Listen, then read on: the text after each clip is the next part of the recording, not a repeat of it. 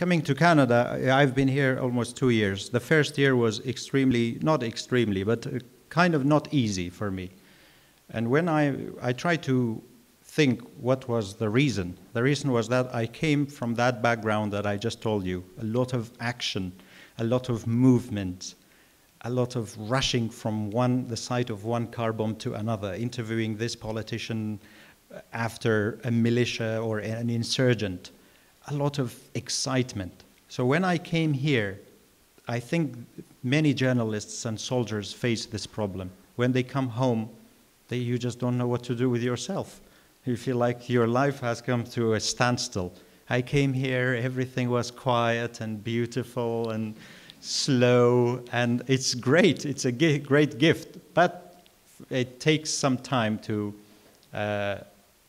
get used to it. Now I feel much better. I go to different places and I attend many events similar to this to share my experience of those kinds of things I've seen, and as much as I can. Any other question? Yes? What are the four languages you speak, and how did you come to speak English so fluently? It's a funny story about my English. When I taught myself English, I can say. So what you are hearing from me is a self-taught homeschooling. I was my own student and my own teacher. So I learned my English, I think, by just memorizing English words from the dictionary, Oxford Dictionary, and listening to the BBC radio. Every day. I used to go out with my friends, and the first thing I would say, I have memorized 40 words yesterday, quiz me. And I came up because in my town in the 1990s, no internet, no computer, no satellite TV. The only thing was my radio, and I came up with many different methods to teach. And at some point, I had stayed at home so much teaching myself English. I was truly worried that when I one day speak to someone in English, they would laugh at me and say, this English is from 3,000 years ago. Where have you learned this? So that's why in 1998, when I was 19, I heard that a TV crew had come from England to do a documentary about my town. And 4 British people. I went there. People thought they were doctors, but I went there and I said, hello, my name is Ayub, and I'd like to talk to you. And so they hired me for 2 weeks as their translator, and I was so happy that these people understood me and I could understand them. And then, yeah, so I speak, Kurdish is my mother tongue. I speak Arabic, which is the other language of Iraq, and I speak Persian of Iran, and English, maybe. Very good question. Based on, I am a very big-time radio person. So I was a radio reporter. I grew up listening to the BBC. And I remember in Baghdad, when a lot of war was happening, they were calling me from London, BBC. They said, hello, Mr. Nuri. My name is, Oliver Scott, and I'm calling from BBC London. Every time they called, I told them, I know you. I have known you for many years. This is a dream coming true for me. So I knew about America because one other radio station I was listening to was Voice of America. They used to broadcast in 56 different languages. And one of them was Persian. I used to listen to the Persian service of Voice of America 2 hours every night, an hour and a half. I was like a politician in a prison cell. So many radio stations, an hour and a half during the day. And I knew a lot about America. One of the things was the Alcatraz. The other thing was Thanksgiving, history, how it came by, Boston, and certain things. Because it was Persian, their programs were more focused on Iran, but they were sometimes telling about America as well. One story I'll share with you is that my relationship with the radio was like a one-sided love. It was just talking to me and giving all of me those things, and I couldn't say something. The postal system was not working in Iraqi Kurdistan, and we didn't have a phone. There was no such thing as internet. And I was so jealous of people who used to call these radio stations and share their ideas and things, and I had no way. So what I did, I think in 1998 or 7, A cousin of my father's who used to live in Sweden came back to Kurdistan. I traveled 2 hours drive, went to him, and I wrote a letter in Persian and sealed it in the envelope, wrote the address of Voice of America in Washington, D.C., gave it to him. I said, when you go back to Sweden, post it to them. So he posted the letter. A month and a half later, in the summer, people in Iraq sleep on the rooftop, the flat rooftop of the house. It's amazing. You look at the stars until you fall asleep. And I was listening to the radio as usual. I had even forgotten about my letter. And suddenly, the presenter said, tonight we have a letter from someone, Ayub Nuri, in a small town in northern Iraq, and they read my letter. Very, very happy night. So I was in touch with America through the radio. And when I arrived, believe me, the first time I went to America was in 2005. I expected to be hit by a police car as soon as I stepped out of the airport. Because that's all I saw through Hollywood movies, police chasing criminals. And I read someone else's biography from Sierra Leone. He said the same thing. I read it 2 years ago, A Child Soldier, A Long Way Gone. He said the same thing. That's the impact of the Hollywood. You think America is all shootouts, but only 90% of the time that's the case. So Canada was very quiet compared to that. Oh, yes. Canada was very quiet. But one idea was that I knew Canada is big and I love nature and animals, and I said in the future I will slowly explore Canada, from Halifax to BC, from Hamilton to Yellowknife. Yes? What does a fixer do? Can you talk about that? A fixer is it's a term that came into being in 2003 because I spoke English and I had knowledge of the local traditions and politicians and geography of Iraq. These foreign journalists who used to come, for the first time I told you in 1998, I worked with this TV crew. Then I started working with them. I would translate. For example, they would do an interview with the president or someone else, a local official. I would translate back and forth between English, Kurdish, and Arabic, and then I would tell them that's the difference between a translator and a fixer is that as a fixer, I would used to also tell a journalist, they would ask how far is the next town and who we should talk to, which road is safe, which place we should take, what did this man mean by this certain phrase. And many stories, it's like you have to have a lot of skills of coming up with a quick answer. I remember one day a story I share with you. I was with an American friend working for ABC. We wanted to go to interview a guerrilla group in a remote mountain that they were fighting Turkey. And the local authorities in Iraqi Kurdistan blocked all the roads that led to that mountain. They did not want any journalists to go to meet this militia group. So we went to, one day, we wanted to go there one early morning, and we were stopped at a checkpoint by some security officials. They said, there's no way you could go. We said, please, and we begged them. They said, no, you cannot go. So there was no way, and we had traveled a long way to get there. I immediately came up with an idea. I said, there is a local official who is well known, and these soldiers here will respect his word.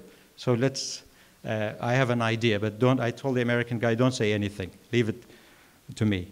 We went to the house of the local official. Hello, how are you? And he said, fine, and welcome, welcome. And I said, well, we just came from the city, and we are on our way to meet these guerrilla fighters in the mountains. But, and last night we were guests of the Prime Minister. This is all lie, by the way. We were guests of the Prime Minister, and then he said, yeah, go meet the guerrillas, it's fine. But I thought just to pay our respects to you as a local official, it's better, you know, we decided to stop and say hello before you were on our way anyway. And he said, oh, thank you, welcome, tea and everything else. And I said, why don't you also give us a letter for the checkpoint, just in case they stop us? I didn't tell him that they had just stopped us. He said, yeah, absolutely. He gave us a letter. We went back to the same guys. They said, no, no. I said, well, we have a letter from your local leader. He said, yeah, please, go. So that's the work of a fixer. You come up with this kind of things. Yeah, thank you.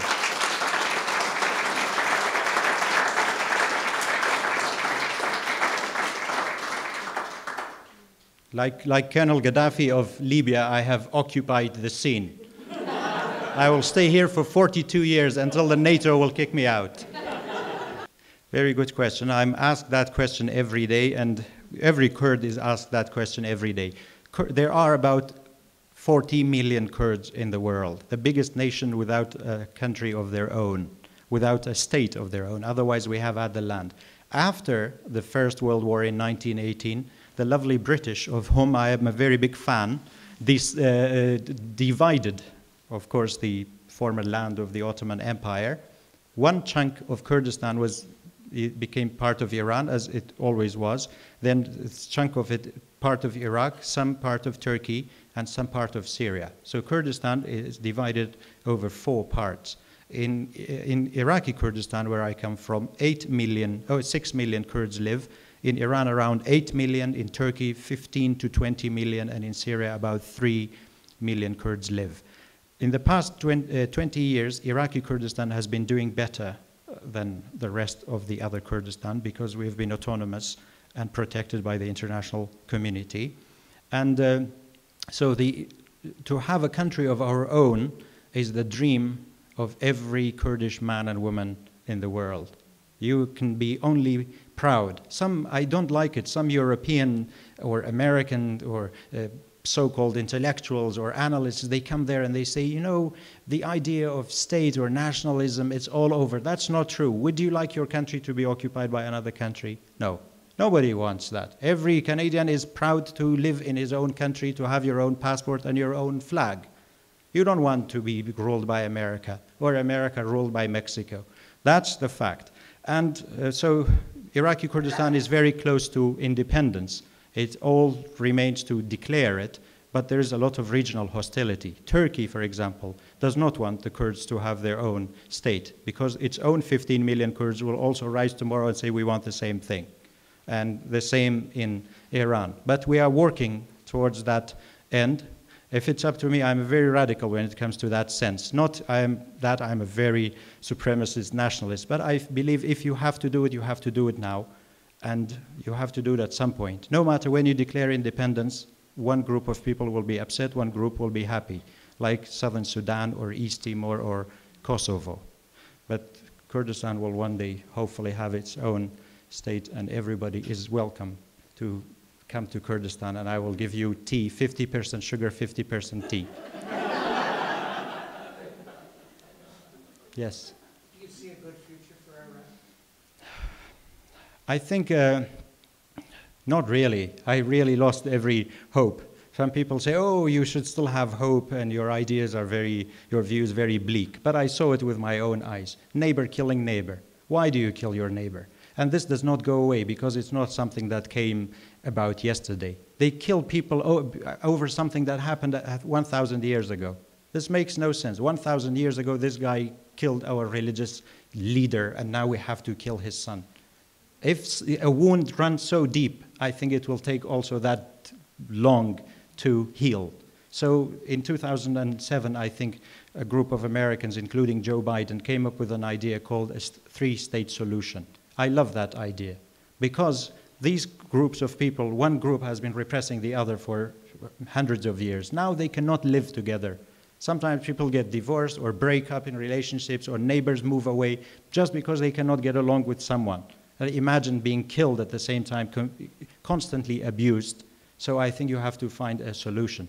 They would like to say, oh, we all love each other, we have lived here for thousands of years. That's not true.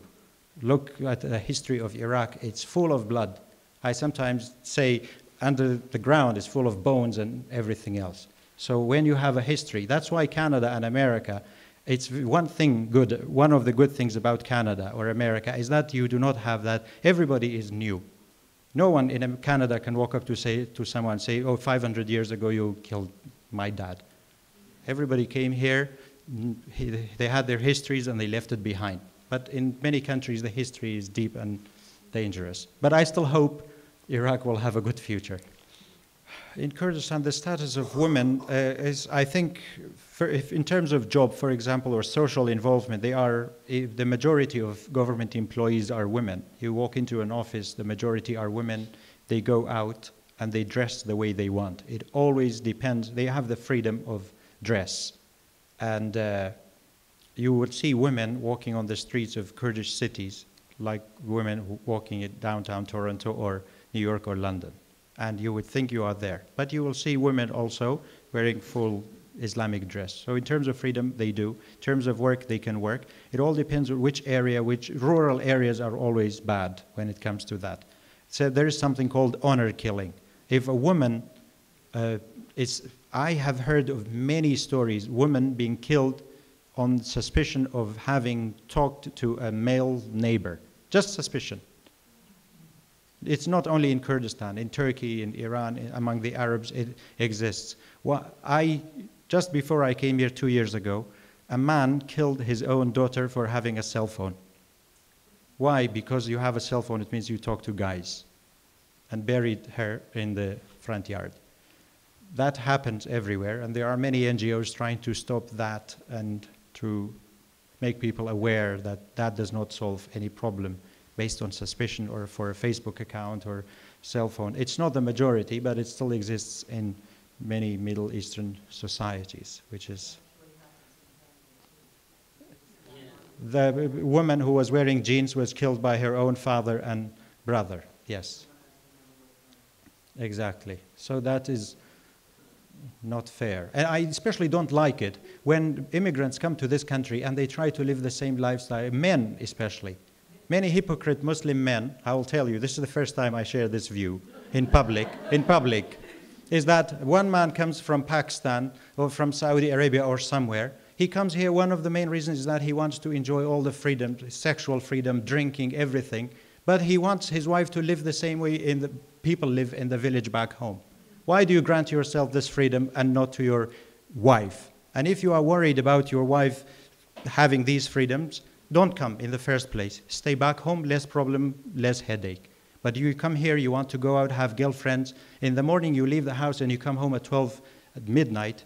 God only knows what you have done. And your wife will be imprisoned in the house? That's not fair. The Canadian government, Stephen Harper and Rob Ford, should become tough on those. Yes. Finish? Yeah, I think my time is over. Thank you for listening.